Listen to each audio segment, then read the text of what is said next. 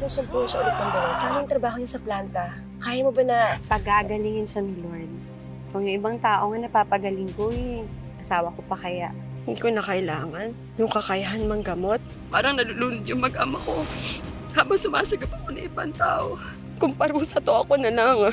Ako yung patayin niya. Mga kapuso, parating na ang Semana Santa. Naghahanda na ba kayo para sa bisita iglesia? O di kaya yung pagdinilay sa banal na salita habang nagdarasal sa Stations of the Cross? Pero bago yan, tunghaya muna natin itong napakagandang totoong kwento tungkol sa isang babae na nabiyayaan ng tinatawag na faith healing. Paano kung siya ay nakapagpapagaling ng iba, pero ang kanya namang asawa't anak ay nagkasakit ng malubha? Siya ba ay susuko? Titigil sa panggagamot at tuluyan ng mawalan ng pananampalataya sa Panginoon? Pakatutukan ng isang napaka-espesyal naming pre-Holy Week presentation. Tampok ang isang natatanging pagganap ni Bea Alonso. Dito sa aming episode na pinamagatang The Healer Wife.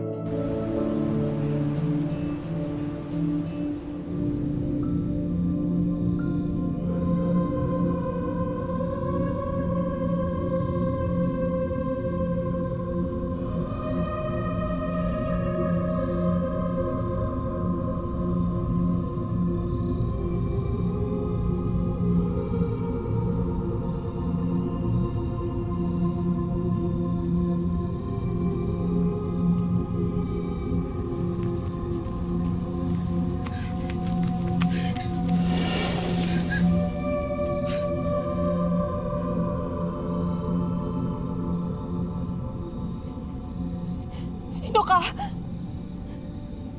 Sino ka? Huwag kang matakot. Ako si... Jesus.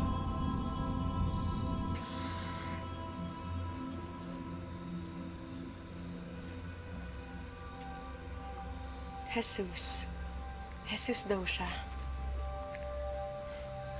Ano naman itsura, mahal? Kagaya rin sa mga stampitan ni nanay.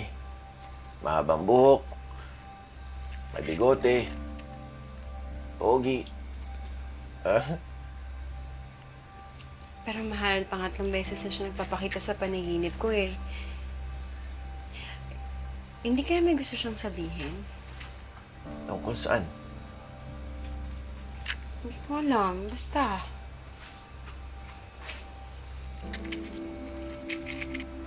Ma, pinako siya sa krus. Basta, kahit ano pang gusto niya sabihin, hindi ka niya pwedeng kunin sa amin. Pati na yung pangalawang baby natin po. Lumaking madasalin si Fe at malaki ang kanyang pananampalataya sa Diyos. Pero ni minsan, hindi tumawid sa isip niya na may darating na malaking pagsubok sa kanyang buhay. Ito ba ay biyaya o sumpa? Fe, lumaki kang Katoliko. Opo, Tita Mel. Saradong Katoliko. Yes po. Mula ng pagkabata mo hanggang sa ngayon, Katoliko ka pa rin. Yes po, Katoliko po ako. Ikaw, anong paniniwala mo sa faith healing at doon sa himalang nakakapagpagaling ng tao? Naniniwala po ako sa faith healing na mayroon pong himala na nakakapagpagaling sa mga sari-saring sakit po. Paano naman tinanggap ng asawa mo yun? Nung una, Nung una po parang nagdududa siya. baliwala lang po sa kanya yung mga baliwala. panggagamot ko.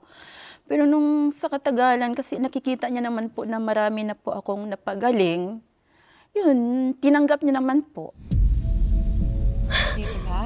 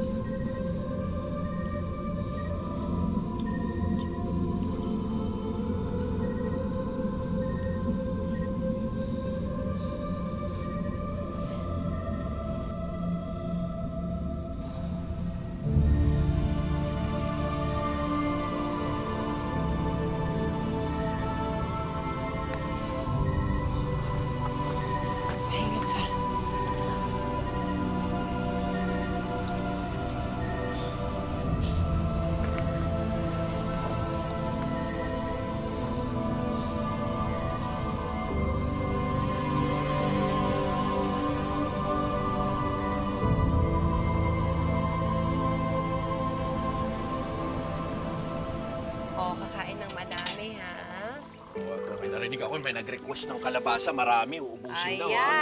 Tapos nito, sino nag-request? Di ako.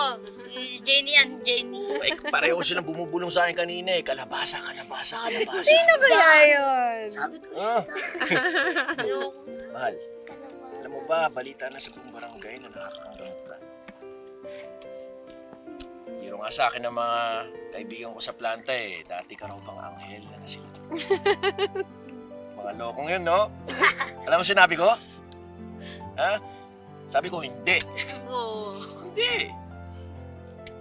Kinidnap ko lang sa kumbento. Tsaka ko itingan. Mahal, tigilan mo nga yun. Baka pamalat yan. Tigilan mo yung kung ano nang pumapasok dun sa isip Oo mo. yun. Ikaw talaga. Ito, nakalimutan ko tuloy dito. Sikat ka na, Mama. Para ka ng artisto. Anak, bigay sa akin ni Lord yun. Hindi ako. Nakakausap niyo po si God, Mama? Sa prayer. Sumasagot po siya, Mama. Sumasagot.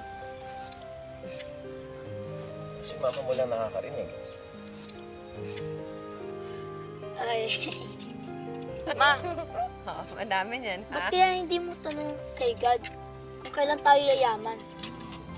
Yung may bagong TV, bagong kotse, tapos dadalhin tayo ni Papa sa mall.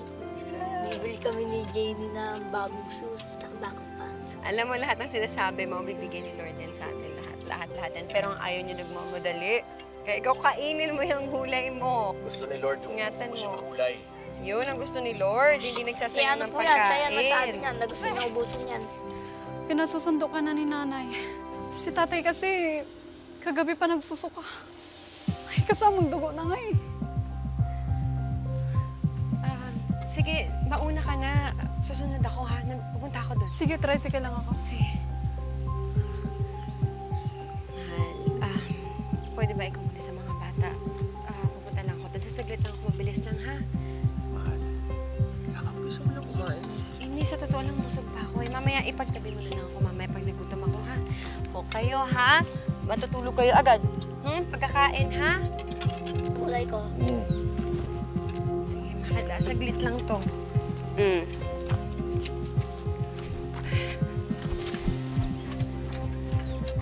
Sabi ng mama nyo, Tulog kumain maaga. ng marami gulay.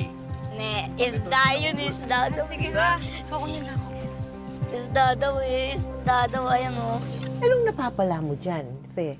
Binabayaran ka ba? Ng mga May nagbibigay naman po ng donation, tapos karamihan po, hindi po ako Nagbibigay sila ng donation. Ano yun? Inihingi mo ba yun? Hindi po. Hindi po ako talaga nagtatanggap. Paano? Hindi Oo. po ako nagpapabayad. Hindi ka nagpapabayad. Anong ginagawa mo dun sa binibigay nila? Binibili ko po ng kandila, tapos sinisindi ko po sa simbahan. Yung baga, dinadasal ko po na yung tao na nagamot ko, na may tuloy-tuloy na po yung kagalingan nila. So, hindi naman to nakaapekto sa relasyon ninyong mag-asawa? Siguro naapektuhan na rin po minsan. Paano? Sa halip na yung magpahinga na po kaming dalawa, hindi naman po maiwasan na minsan may tumatawag pa.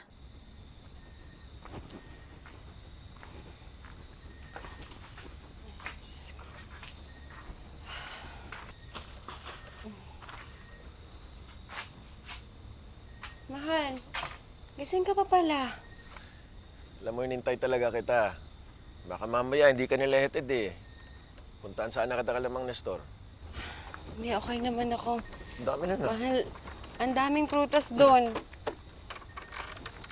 May mga gulay, mga kakanin, may almusal tayo bukas. Meron pang kung ano-ano doon, mga kandila. At saka si mga Nestor pala, okay na. Buti naman. Kaso mahal, alam mo, nagbabayad sila ng napakalaking halaga sa mga doktor, pero ikaw na talagang nagpapagaling sa kanila, parang alay lang sa puon yung bayad sa'yo. Ano ba naman yan? Hayaan mo na yung mga ganyan. Hindi rin naman ako tatanggap. Tsaka isa pa, hindi naman ako yun eh. Si God yun, hindi ako.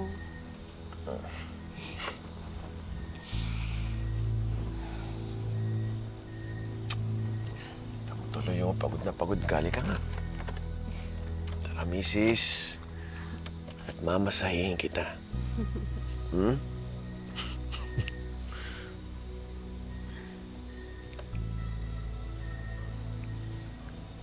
Mahal.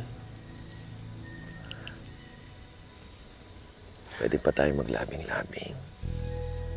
Tulog na sila. Oh. Sige na. Mahal, sorry. Hindi ko kaya. Pagod na pagod ako. Naintindihan naman tayo ni Lord, mahal eh. Oh, Lord. Iba, Lord. Mahal, next time na lang, ha? Hindi ko kaya. Talagang gusto ko muna magpahingi. Tsaka kailangan kong gumising na alas 6 bukas. Si Ate Nina may ipapagamot daw, ha? Next time na lang, ha? Umakit ka na rin, ha?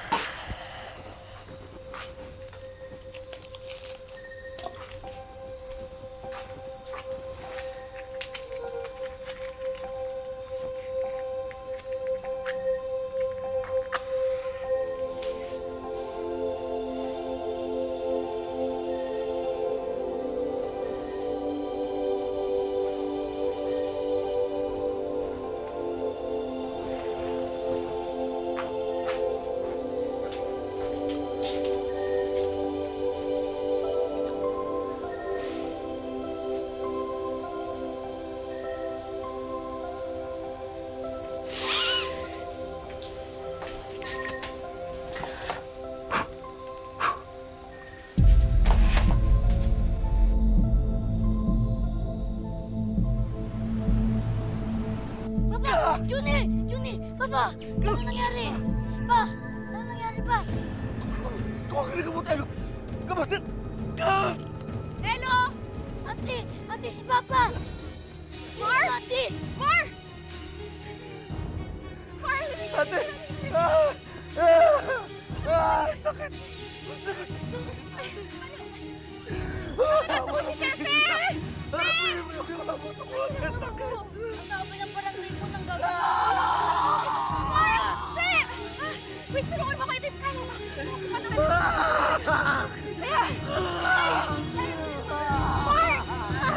Gaano ka nakatagal ng gagamot nung may nangyari sa mister mo?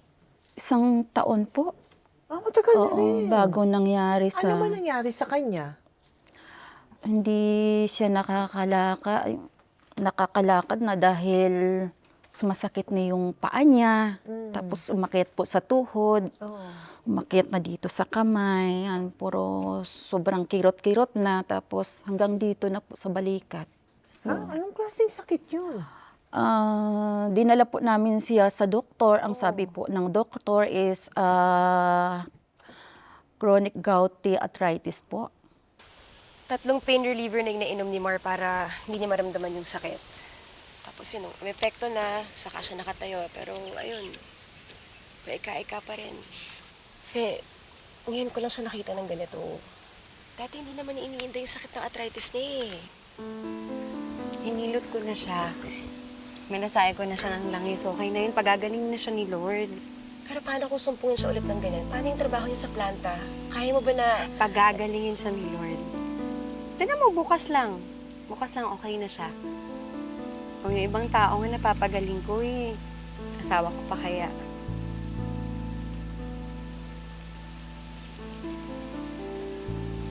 Pero Fe, paano kung isang araw, bigla na lang mawala yung binigay sa'yo ni Lord na panggagamot?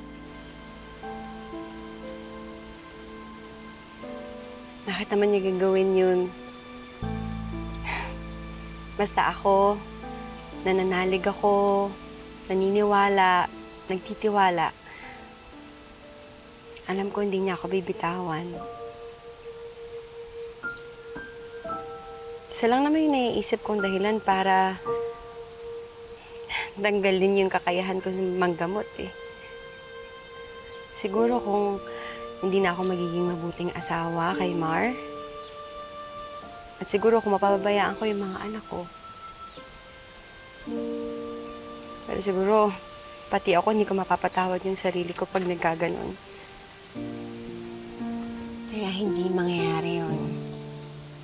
Dahil ng pamilya ko, ang buhay ko. Okay? Noong una, tiwala pa si Fe na siya mismo ang makapagpapagaling sa kanyang asawa. Pero naging malihim si Mar sa kanyang mga dinaramdam na sakit. Hanggang sa...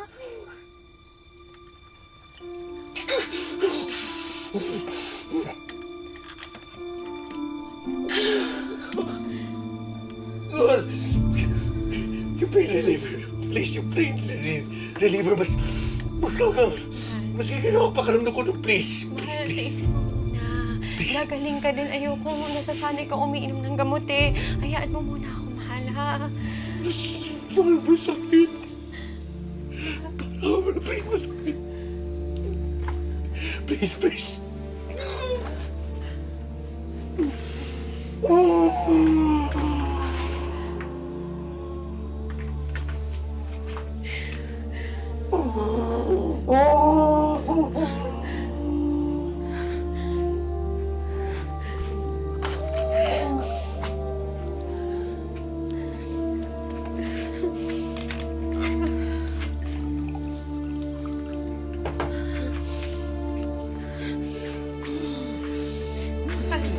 Mahal.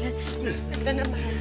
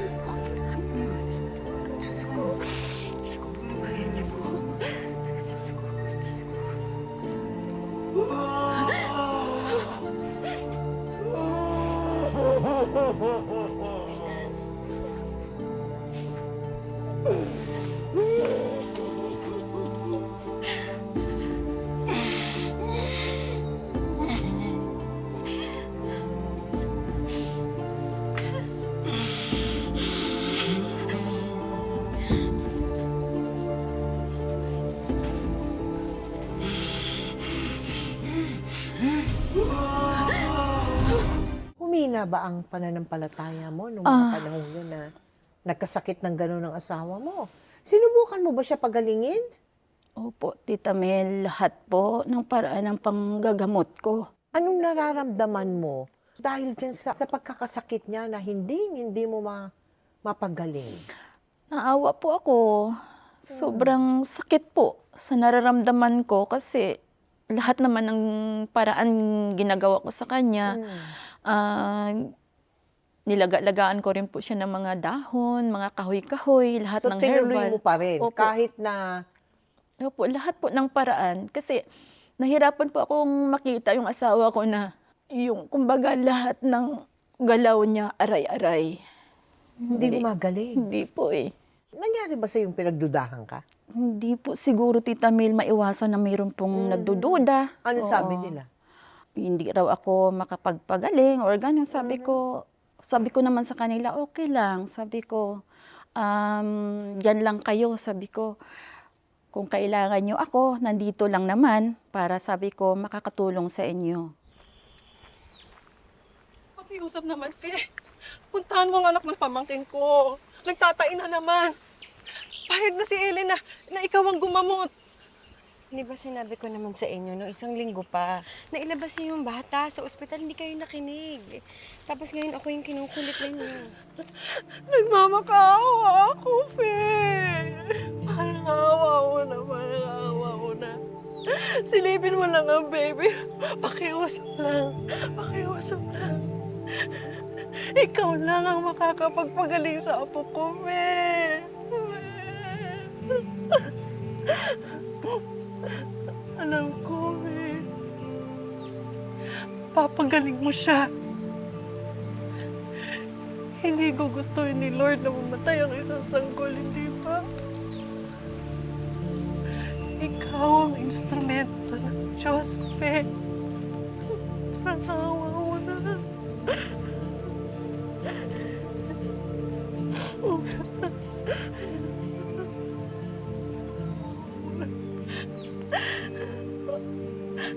Salamat. Hindi nakatiis si Fe. Kaya sa halip na umuwi para asikasuhin ang sariling pamilya, inuna muna niya ang ibang nangangailangan ng kanyang tulong. Pero ang hindi niya alam, may mas mabigat pa palang pagsubok ang naghihintay sa kanya. Yung anak niyo, naku, ang taas-taas ng lagdat, hinanasan ko na ng malamig. Hindi pa rin bumababa. Bakit? Naulanan ba? Parang hindi naman ba sununatin kung may lagdat na siya?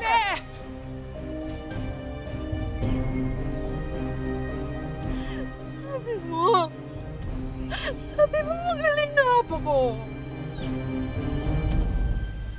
Nawala na kaming dapat ikabahala. Wala pang isang oras. Pagkaalis mo, nakita na lang namin, hindi na umihinga. Patay na ang bata. Patay na ang bata. Sinungaling ka! Camila naman! Sinungaling ka! Peke ka nga! Tama si Ellen! Peke ka! Hindi ka totoo! Camila, tama na po! Tama na po! Peke! Tama na! Tama na! Sinungaling yan! Hindi yan totoo! Tama na! Bakit ako? Bakit ako yung sinisisi niyo? Sa pagkawala ng bata. Sino man lumapit sa akin, di ba ikaw? Para gamutin yung bata. Kahit kailan naman di sila naniwala sa akin, di ba? Na magagamot ko yung bata. Nagbaka sakali sila. Nagbaka sakali. Pero ang tunay na pananampalataya, walang baka sakali. Walang pag-aalinlangan. Nasa paniniwala. Kaya huwag niyong isisisihin sa kung anong meron ako. Wala kayo.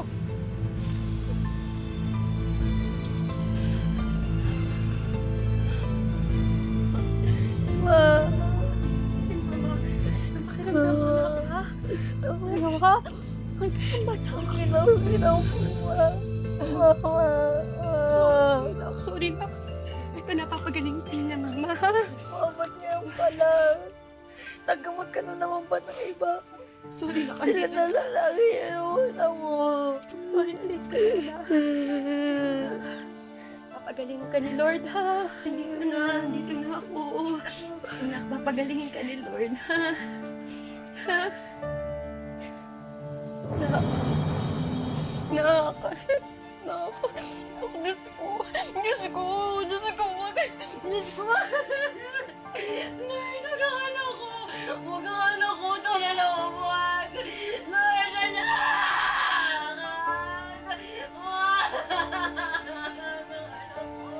magaling na siya, Lord.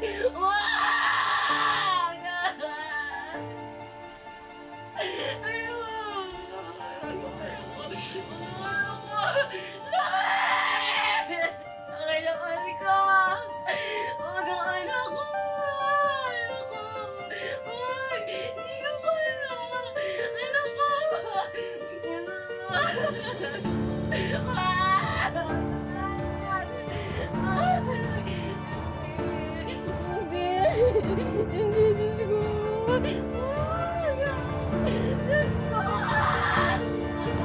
Teka, pati anak mo daw na paralyzed? Opo. Ganon din ang sakit?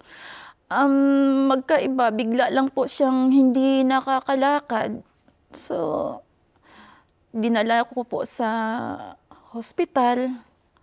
Ang sabi nga po infection bacteria po sa lungs. Kaya minsan natanong ko po kay God, bakit sa akin pa to nangyari? Na samantalang Ibang tao napapagaling ibang mo. tao napapagaling ko po sila instant. Bakit sa pamilya ko, Lord? Sabi ko, bakit hindi ko kaya? Ano ba yung mga pagkukulang ko? Na ganito yung nagiging buhay ko, dalawa na po sila.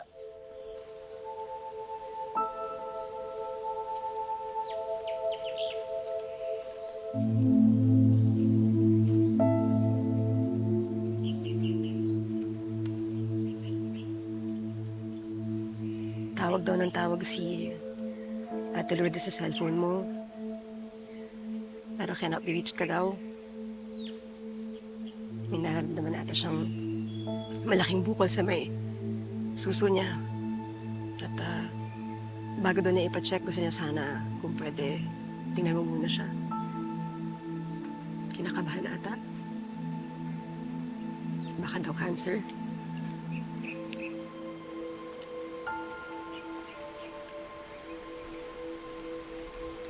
Naalala mo dati nung tinanong mo ko, paano ko kunin ng Diyos yung kakayahan kong manggamot ng ibang tao? Oo naman.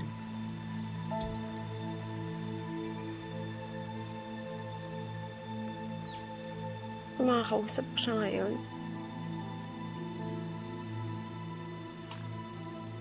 sabihin ko bawiin na niya. Kuhanin na niya. Hindi ko na kailangan. Yung kakayahan manggamot, hindi ko na kailangan.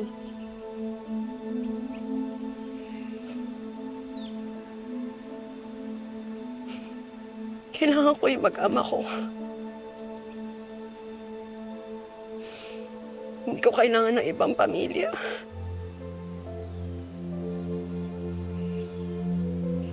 Kailangan ko yung mag-ama ko.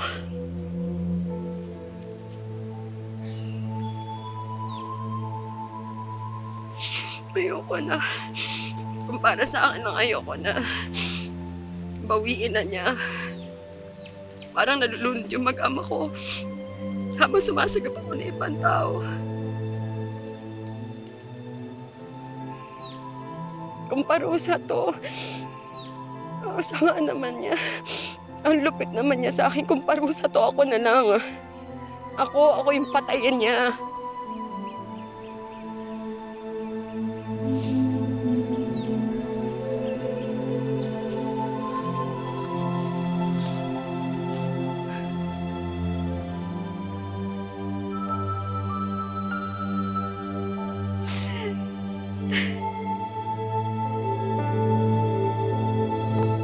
Father Clement, ikaw Tita Mel. personally, ano po ang inyong paniniwala tungkol sa mga faith healers kung tawagin, Father?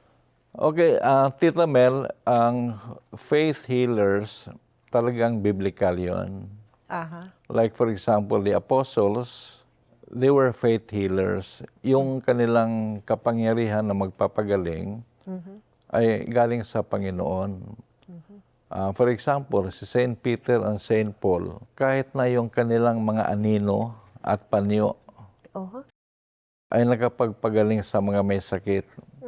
So meron siyang divine intervention Yes. kasi si Jesus talaga ay nag-heal. Sa panahon ngayon, di ba? Ayan, you were talking about the apostles and Jesus Christ Himself. Paano? Wala na si Jesus physically, unlike before, no? Pero marami kang maririnig na nagfe-faith healing. Tama bang i-conclude na kay Jesus galing yung kanyang kapangyarihan? I do believe there is a mystery behind. Kasi marami namang gumagaling. Kaya lumalaganap ho ang faith healers, dumadami yung kanilang mga sumusunod because sa mga patutuo na sila ay gumaling. I mean, to be fair naman, na meron talagang faith healers who can cure the sick.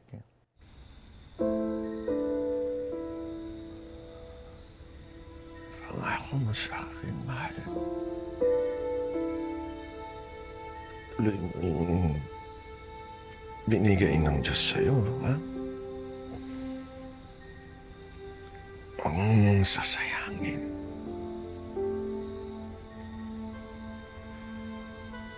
Kailangan ka ng maraming tao.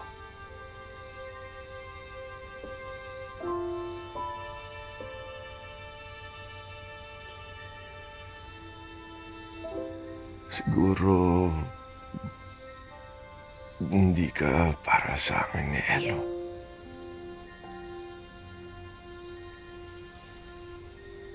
Gusto ni Lord siya mismo ang papagaling sa amin.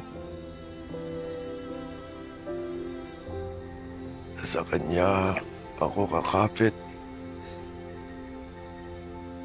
Tatawag. Magtiwala. Hindi sa'yo, mahal. Hindi sa tao.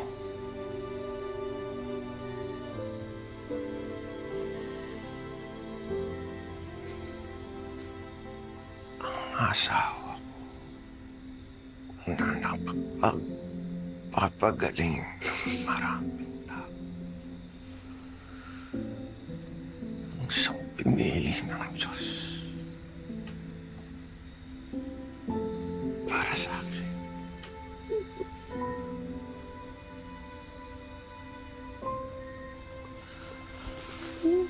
Mahal na mahal kita. Mahal ko.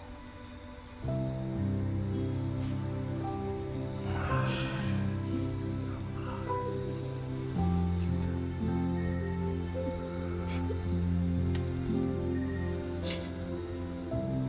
na mahal kita.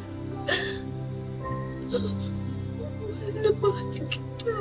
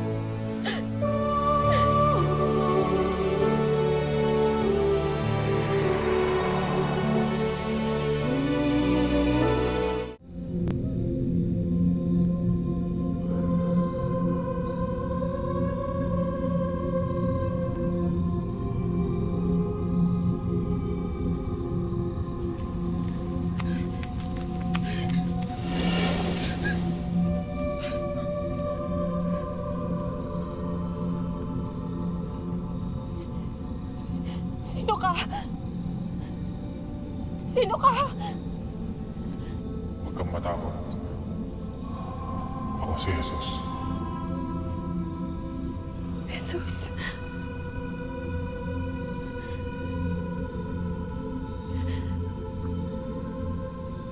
Ikaw si Jesus.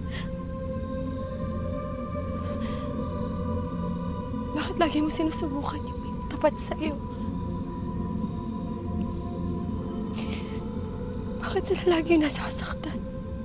Hindi nasusukat ang pananampalataya sa puro ginhawa. Hindi kita sinusubok para ipakita ang iyong kahinaan, kundi para ipaalala sa iyo na ako ang iyong kalakasan. Hindi ko kayo pababayaan. Magtiwala ka lang. Ma, nakakausap niyo po ba siya? Pag nakausap mo siya, Mama, sabihin mo pagalingin na niya si Kuya, ha?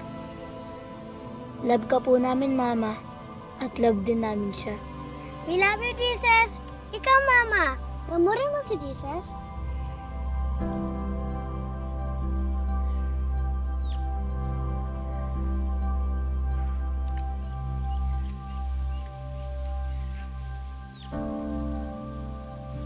Kagaya ng pagmamahal sa inyo ni Mama. Walang hangganan. Walang kondisyon. Sa hirap at sa ginhawa. Panghabang buhay. Lahat gagawin ko para sa inyo. Lahat kaya ko isakripisyo para sa inyo, mga anak ko.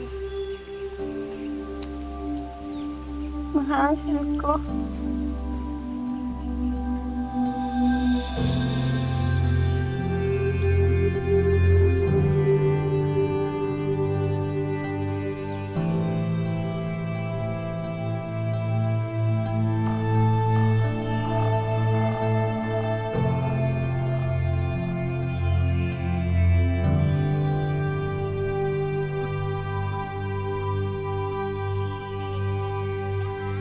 Ano mensahe mo, Fe, sa mga kababayan natin ngayong Semana Santa? Magnilay-nilay po tayo ngayong Semana Santa. Humingi po tayo ng kapatawaran kay God. At lagi tayong alalayan kahit saan man tayo. Magmahalan. Sana magkaunawaan. At magkasundo ang buong bansa.